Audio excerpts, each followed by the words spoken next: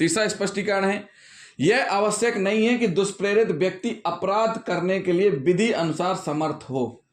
आप समझ लीजिए विधि क्या कहती है, अपवादों को ध्यान से पढ़िए कि 7 वर्ष तक के बच्चे का किया गया कार्य, कोई भी कार्य अपराध नहीं है।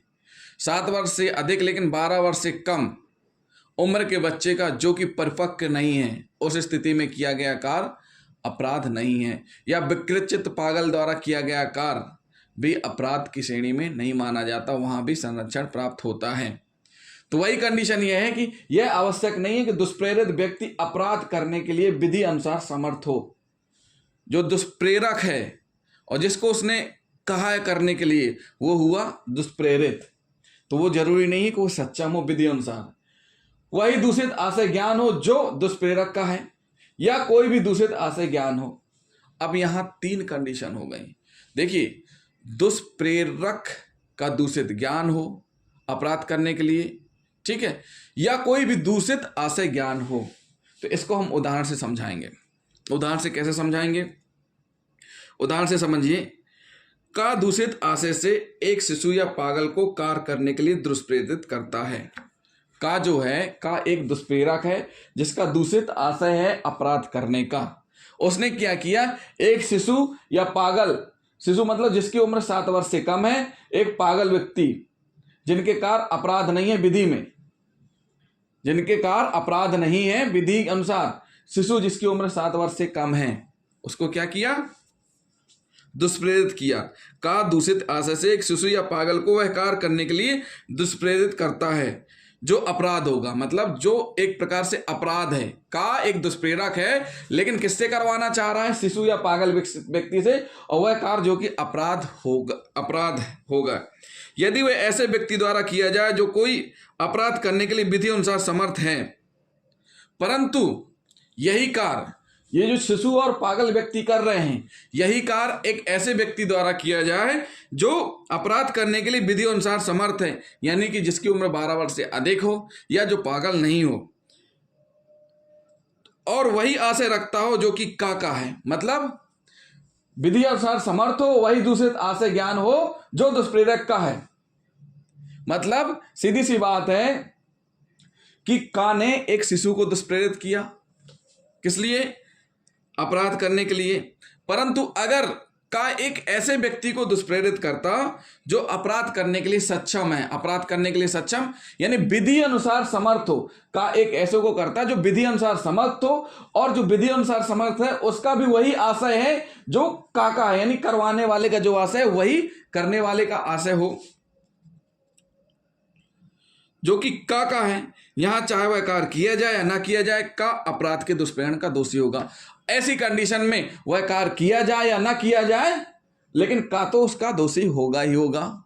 सीधी सी बात, फिर से एक बार समझ लीजिए, यह आवश्यक नहीं है दुष्प्रेरित व्यक्ति अपराध करने के लिए विधि अनुसार समर्थ हो।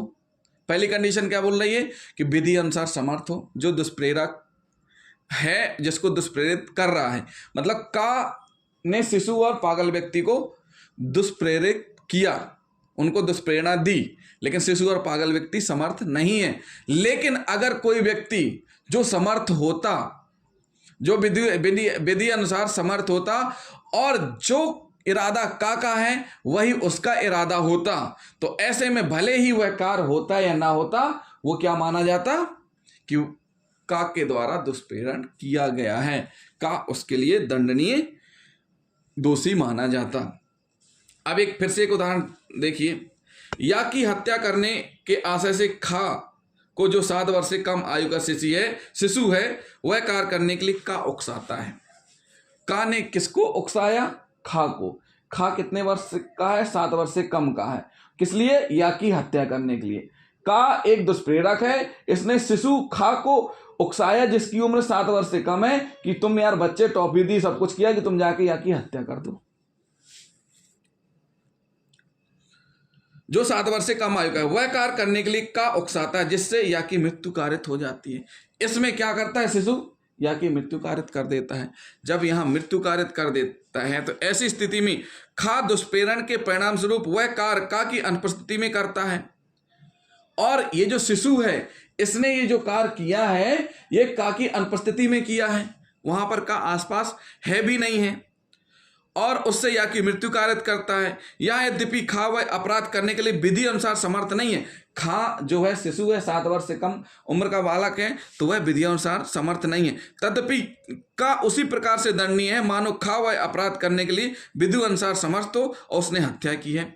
अब का जो है ये सोच रहा होगा कि हमने तो ऐसे बच्चे से करवाया जो कि समर्थ ही नहीं, अपराध की श्रेणी में आता ही नहीं है, तो हम तो बच जाएंगे। लेकिन ऐसा नहीं है, उसको इस तरीके से ट्रीट किया जाएगा कि जो शिशु है वह शिशु कैसा है कि वह कार्य जो शिशु ने किया, अगर वह कार्य एक ऐसे व्यक्ति द्वारा किया जाता जो विधि अनुसार समर्थ होता करने के लिए, जो विधि अनुसार समर्थ होता करने के लिए, तो उस हिसाब से उसको दंडनीय माना जाएगा। मानो का अपराध करने के लिए समर्थ होता, उसने हत्या की हो, इसलिए का को मृत्यु दंड से दंडनीय होगा।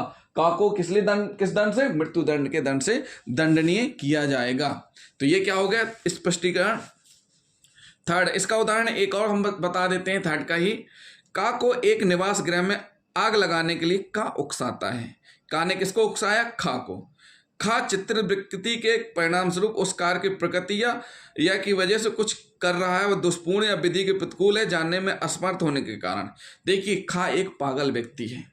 का ने खा से कहा, जो कि मेंटली रूप से डिसऑर्डर है, कि तुम्हें आग लगानी है, लेकिन उसको ये नहीं पता कि आग लगाने से जल जाएगा, नुकसान होगा। होगा क्या? का के उकसाने के परिणाम स्वरूप उस गृह में आग लगा देता है खा। खा ने कोई अपराध नहीं किया, किंतु का एक निवास गृह में आग लगाने के अपराध के दुष्प्रेरण का दोषी है। उस अपराध के लिए उपदंडित दंड से दंडनीय होगा। क्योंकि खा जो है पागल व्यक्ति है, का उसके लिए दंडनीय होगा, क्योंकि खा को तो उसके बारे में पता ही नहीं ना कि क्या होता है उससे। एक और उदाहरण देखिए। का चोरी कराने के आशय से या के कब्जे में से या की संपत्ति लेने के लिए खा को उकसाता है। का देखिए, का क्या किसको उकसा रहा? खा को, कि तुम या के कब्जे में जो संपत्ति है वो जाके ले लो। खा को यह विश्वास करने के लिए कि का उत्प्रेरित करता है कि वह संपत्ति का की है। अब देखिए, यहां बहुत बड़ी बात बोल दी कि खा को उकसाया गया। का ने खा से कहा कि या के पास जो मोबाइल है वह उसका है। मतलब उदाहरण समझिए, का चोरी कराने के आशय से या के कब्जे में या की संपत्ति है लेने के लिए खा को उकसाता है। मतलब का ने उकसाया खा को, या का मोबाइल है या के पास ही है, लेकिन का ने खा को नहीं बताया कि वह या का ही मोबाइल है, वही चला रहा है। का ने क्या बोल दिया? खा से कि वह उसका मोबाइल है, जाके ले आओ। खा उस संपत्ति को इस विश्वास से कि वह का की संपत्ति या के कब्जे में से सद्भाव पूर्वक ले लेता है। खा इस भ्रम के अधीन कार्य करते हुए उसे बेईमानी से नहीं लेता है, इसलिए चोरी नहीं करता, किंतु का चोरी के दुष्प्रेरण का दोषी है, उसी दंड से दंडनीय मानो खा ने चोरी की हो।